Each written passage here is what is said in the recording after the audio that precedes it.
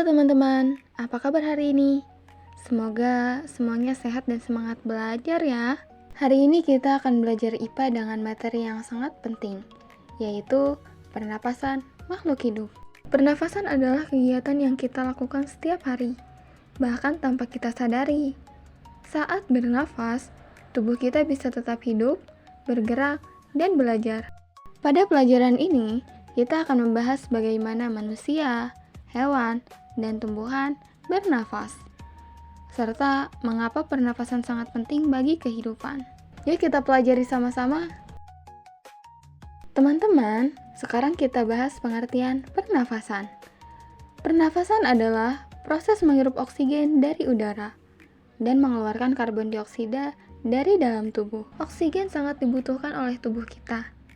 Oksigen digunakan untuk menghasilkan energi. Nah, energi inilah yang membantu kita bisa berjalan, bermain, belajar, dan tumbuh dengan sehat. Semua makhluk hidup melakukan pernapasan, baik manusia, hewan, maupun tumbuhan. Tanpa pernapasan, makhluk hidup tidak akan bisa bertahan hidup. Proses pernapasan terdiri dari dua bagian, yaitu inspirasi dan ekspirasi. Inspirasi adalah saat kita menarik nafas, yaitu ketika udara masuk ke dalam tubuh melalui alat pernafasan. Sedangkan ekspirasi adalah saat kita menghembuskan nafas, yaitu ketika udara kotor dikeluarkan dari tubuh.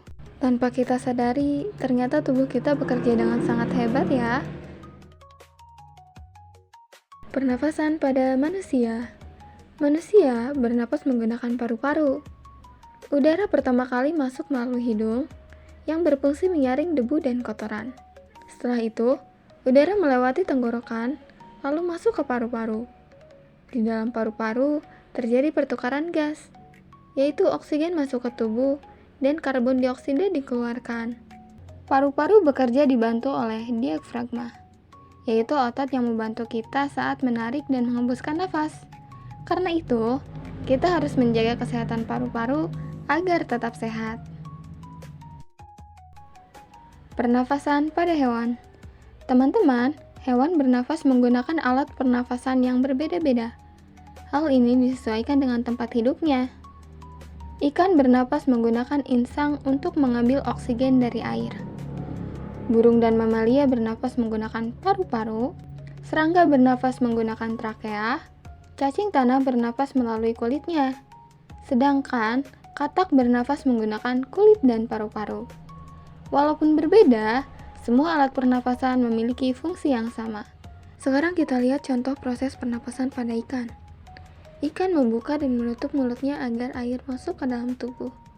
Air yang masuk akan melewati insang. Di insang, oksigen dari air diserap oleh tubuh ikan. Sementara itu, karbon dioksida dikeluarkan kembali ke air.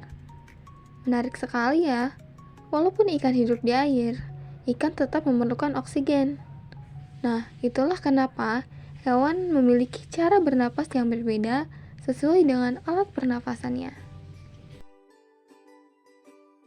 Selanjutnya, pernafasan pada tumbuhan. Mungkin banyak yang bertanya, apakah tumbuhan juga bernafas? Jawabannya adalah ya, tumbuhan juga bernafas. Tumbuhan bernafas menggunakan stomata yang terdapat pada daun, lentisel pada batang, dan akar yang menyerap oksigen dari tanah. Tumbuhan bernafas siang dan malam, bukan hanya di siang hari. Pernafasan pada tumbuhan sangat penting agar tumbuhan bisa tumbuh dengan baik. Gangguan pernafasan. Alat pernafasan juga bisa mengalami gangguan. Contoh gangguan pernafasan adalah batuk, flu, dan asma. Agar alat pernafasan tetap sehat, kita harus menjaga kesehatannya. Caranya, dengan menghirup udara bersih, menghindari asap rokok, rajin berolahraga, dan menjaga kebersihan lingkungan.